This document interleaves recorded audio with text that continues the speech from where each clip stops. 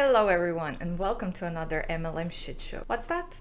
New tattoos? Pfft, never. But a lot of the people showed interest in my tattoos over the last year or how long I've been doing these videos. So I actually did made a little reel a while ago about my top 10 favorite tattoos. And I have about, I don't know, 80 maybe altogether because they're also tiny. Like there's a lot of tiny ones, but I kind of lost count. But yeah, I added a new few on my chest. Also, this little guy is new if you do not follow me on Instagram, and if you want to see more personal stuff but also more anti-mlm stuff from me, go follow me on there. A little disclaimer before we go into it, and of course don't forget to click that like and subscribe button if you'd like to support me. Just came back from the dentist as well. Turns out my crowns are probably infected again, so again, a disclaimer, they might start bleeding. I hope I'll notice if it happens, but hopefully they will not, because I put the gel just now before recording, so hopefully it's gonna prevent them from bleeding. And I think that's enough of ranting. Let's just start this video off. The first one is a Beachbody coach, so let's see what she has to say. Workout, but I had to stop and tell you guys this because it was so good. So Autumn just said during the workout, don't think of your alarm clock as an alarm clock. Think of it as an opportunity clock. So good, right? Like, of course. So when that alarm clock goes off, think of it as your opportunity to get whatever you want to get done for you. If that's a workout, if that's going for a walk, if that's getting the dishes done ahead of time, if that's doing a morning meditation, whatever that looks like for you, that's your opportunity. So not an alarm clock, an opportunity clock. So brilliant. Anyway, I'm going back to my workout. That's very random. I'm not into like motivational quotes and stuff like that. So for me personally, these kind of things are I don't see any value in them. Why would you set an alarm clock to do your dishes? That's first thing. The second is, well, why would you do your dishes first thing in the morning? I mean, I'm a little bit OCD, so you're never gonna find dishes in my sink in the morning. It just doesn't really makes sense to me. But it kind of shows well how some MLM coach can say the stupidest, most obvious thing ever, and a person is gonna be like, oh my god, I'm mind blown, when it's actually like she didn't really say anything. Obviously every day is a new opportunity to work on yourself to be better than yesterday, depending on how motivated you are, what your life goals are, whatever. I feel like most people look at it that way. I don't know, maybe I'm being mean. I don't want to be mean. Next one is Doterra. Next one is about the oregano oil, and this little dude made he made a scientific experiment in school or college, whatever, and he proved that the oregano essential oil can kill more bacteria than the antibiotic. And from what I've read when I looked that up, essential oil can be helpful. Oregano specifically can be helpful to like heal surface wounds on your skin or something like that. But I have not heard that you should take it instead of antibiotic if you have an infection or something. And I believe what he's saying here is that you should always take it instead of antibiotic because it's stronger. But again, I'm not that smart, but I do trust medicine and I do trust our doctors. So all you science people out there, when you listen to this, please educate me.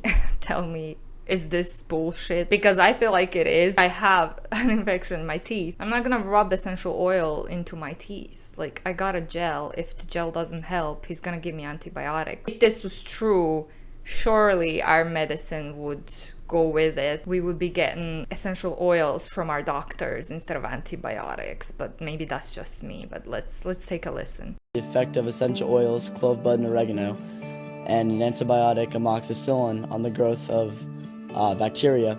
And pretty much amoxicillin, if you don't know, is an antibiotic that is commonly prescribed by doctors to kill bacterial issues such as strep throat, that kind of thing.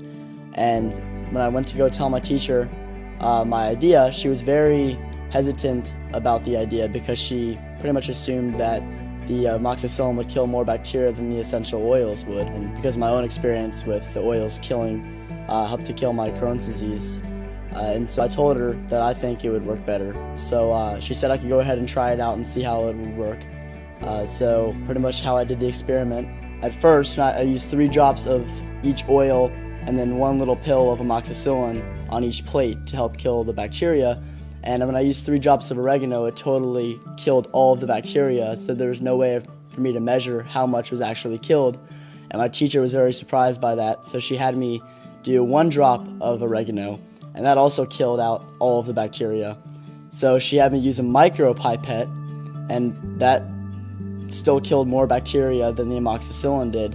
And when my teacher saw that, she was very shocked that a little drop of oregano could kill so much bacteria compared to a standardized pill. And I was somewhat surprised, but I kind of knew that the oregano would work better just because, like I said, my personal experience. And so I made a display board for my project and took it to the science fair, and I came in 4th place. So I'm very happy that I have personal experience and scientific proof that shows that these oils can be more effective than some prescribed medication. I'm very happy because I can take these without any side effects, and I can continue to do the things I like to do, such as play sports and hang out with my friends without any problems at all. I feel like personally, again, that this is not true. If it was researched well enough by now, I feel like doctors would give people oregano essential oil. And I said oregano because that's how we say it in Croatian, so do not call me out. People like to do that, I don't know why. But yeah, let me know down below, you smart people, what do you think? Because like I said, first of all, I've never heard about this until I saw this video. When I googled it, I didn't really find anything specific. I find that very hard to believe personally, but I don't know. Let me know what you think down below. Next one is Doterra again. Check me out, check me out. Boom, bam, bam, bop.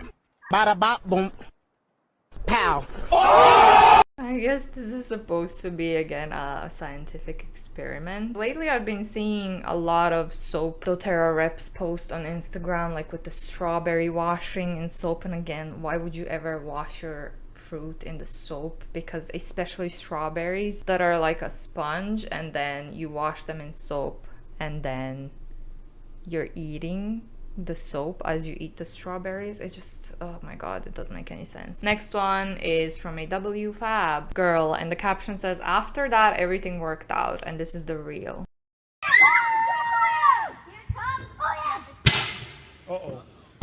So she said, things I quit to become an online success, excuses being a little B word.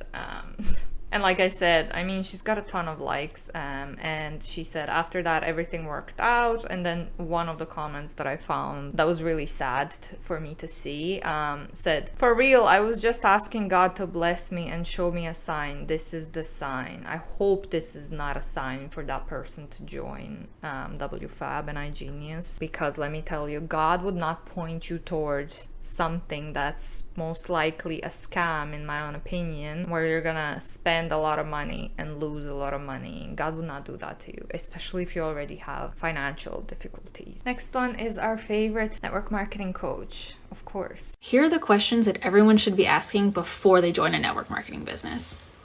Because from an industry insider, not all companies and not all teams are going to be the right fit for you. The first question you should ask is to decipher whether or not this is a legitimate network marketing company or a pyramid scheme.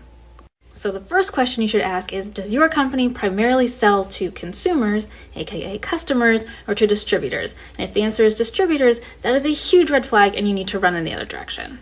The second question you should ask is, does your compensation plan require me to recruit in order to make money? Because not all companies require you to recruit in order to make a paycheck. Do I have to carry and move inventory? Because everyone's nightmare situation is people ending up with garages full of product. That's not how this works. You should not be required to carry or move inventory. Take the time to figure out who you're joining in business. Ask them, how do you feel about insert any topic that's important to you? Because if you don't jive, it's not going to end well. So all valid questions. She's doing a really good job at kind of pretending, I dare to say, in my own opinion, that she is different and she wants to change the network marketing more towards sales rather than recruitments. But again, we've seen videos of her before, like on her training. She's actually gonna have people cold message other people, strangers online, after posting at least 10 posts on her Instagram profile about how cold messaging is bad and it's not gonna get you clients. But then on the training, she does a completely opposite thing. You should not trust whatever whatever she says, in my own opinion. The only chance that you have getting rich is to recruit, and some of them are not going to award you directly through recruitment, but they do indirectly. You still get incentives for recruiting and bringing someone new into the company, and all MLMs do that. And you're always going to be encouraged to recruit. Don't be surprised if your family doesn't support your business. From one business owner to another, don't be surprised if your family doesn't support your business. I know it stings when your mom doesn't ask how it's going or your sister doesn't promote it on her social media. I used to let that get to me, even interviewed them about it for a YouTube video. Have you ever seen any of my videos on Instagram? A year or two ago, maybe? That's when I realized their lack of interest doesn't mean they don't approve or care. They're just not my ideal person. When you stop expecting family to show interest in your business, that sting will go away and your relationships will improve. Well, I guess I like the fact that she's kind of saying if your family's not into it, stop trying to recruit them. Again, just because they're not supportive most likely means they don't approve. But they probably don't want to tell you because they know that it's kind of a pyramid scheme. They just probably don't want to get into a discussion with you, because not everyone is going to tell you, hey, listen, I think this is not a good thing that you're doing right here, especially if you're successful, which this lady seems to be extremely successful because she's got 7,500 likes just on that reel. I wonder if she's a network marketing coach, actually. I have to look into her for some of my future videos. Oh, you think network marketing is cringy? Actually, taking time out of your day to intentionally be hateful towards people whose life and career have zero effect on you is what's cringy. Wow, someone was mad today. And as I always say, we're not hating on anyone. We're always hiding people's faces unless they're a really public person. But me personally, I think I've always hid everyone's face. Even the top reps and network marketing coaches, I'm pretty sure I blur everyone's face because it's nothing personal. We're just here debunking the false statements that MLM people tend to say on social media, and also to raise awareness and warn people, because 99% of people lose money in MLMs and we don't want to see that happen to people. So it's really nothing personal. People will pop pharmaceutical pills with all sorts of known side effects without a problem, but offer them something natural and they become researchers. Yeah, because you probably sound very scammy, and everything can have side effects. Obviously, you can also get bad side effects from something that's natural. Going back to the essential oils, it doesn't matter how natural and good they are, I'm still gonna have a bad cough because of it. The strong smell is just gonna bother me and my allergies. I just can't do that. And bring me back to the science guy who said our oregano oil heals and is better than an antibiotic. Well, when I pop an antibiotic, I don't feel anything, you know? It's just, I just pop the pill and the infection goes away. If I was to eat essential oil or put essential oil, rub it onto me, the smell would make me cough and sniff because I'm very, very sensitive to smells, especially artificial strong smells, especially like essential oil like lavender. I cannot handle it. So again, it may have worked for him, but it's not going to work for everyone, and popping a pill can be a lot easier for someone like me with terrible allergies. Anyways, next one is sad. The caption says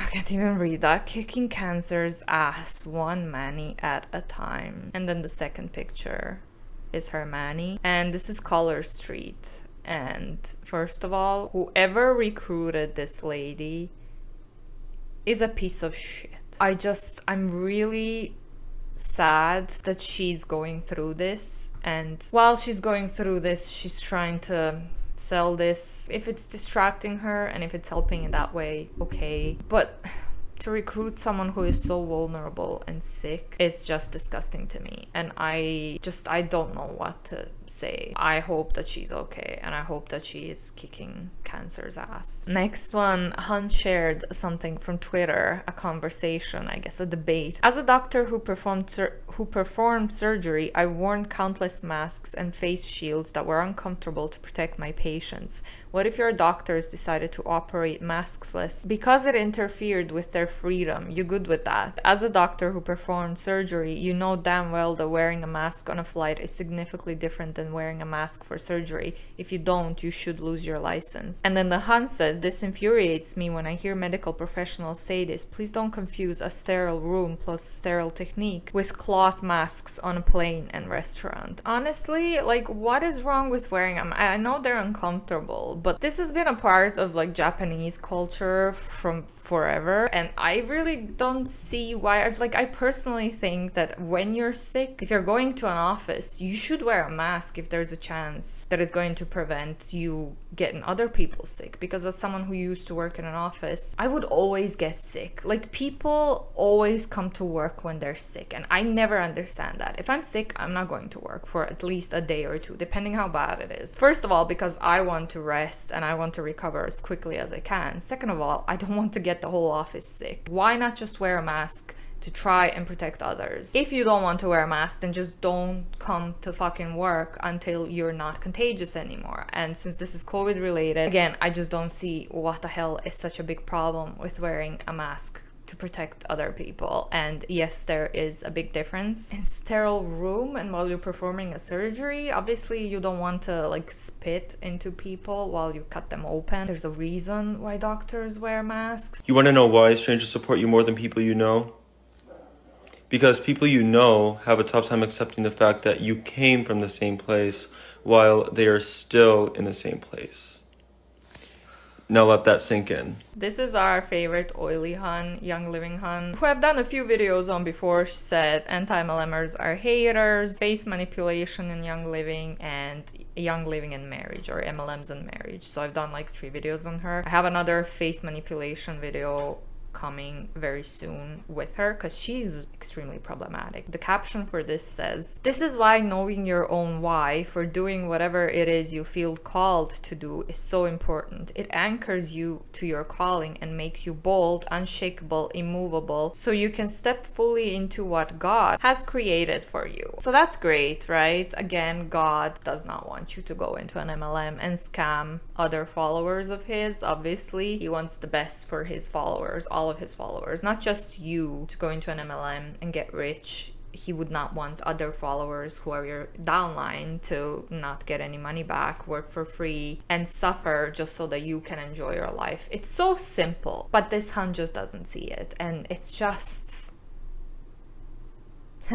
Next one is really funny. Okay, this is a videographer that messaged me on Instagram a while back, and I'm just gonna give you a little bit of a backstory. He was hired to record an event for iGenius, but before he was hired, he didn't know who they were. They were so shady and so awkward and so cultish that when he came back from the job, he actually researched them and he found Isabella Lanter, he found me, which if you're watching, thank you so much for sharing this with me. Obviously, I appreciate you. So this is what he said: "I'm a videographer and I was contracted to film an event. They didn't give me many details, and when I got there, it was iGenius. Went home to do some research and stumbled on your channel. Keep doing your thing, girl." That was nice of him. And then I said, "Oh my god, was it a shit show or something like that?" He said, "Yeah, it was an absolute shit show." That's what had me like, But it was back in January, the 28th to be exact. It was some weird awards ceremony. What's even funnier is we had to follow around one of the top people. I know that now for watching anti-mlm content. That's probably,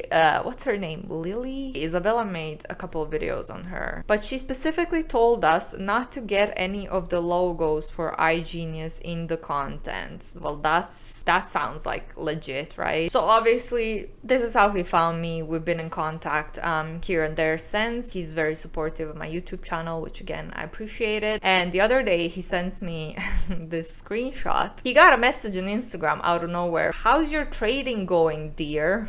Just copy paste to like 100 people in your inbox that you ever exchanged a message with. He just responded, "I think this is supposed to be for someone else." And she's like, "Not really, unless you're trying to put me on." And she says, "Not really. Well, it's not too late to get started on crypto trading."